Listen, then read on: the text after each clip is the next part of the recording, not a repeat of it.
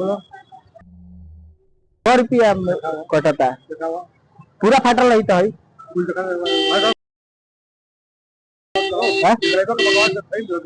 अरे मैंने बता दे घरे नोट धैले बनी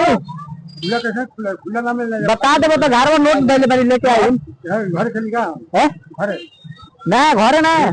हम लेके आई मुझे कुछ नहीं है मैंने सौ रुपया मिलेगा। अच्छा मैंने देखा तब नोटिया ऐसा नहीं मतलब फाटल फाटल पूरा टुकड़ा टुकड़ा भाई 10 बोले 100 रुपया मैंने कटेला अगर पूरा फाट रही तो कुछ ना मैंने बता दे बता ठीक रही वो तेरे पूरा फाटा रही। अरे मतलब घरवा पूरा फाटल नोट बड़ी तो बताई बता हम लिया के चेंज कर दे।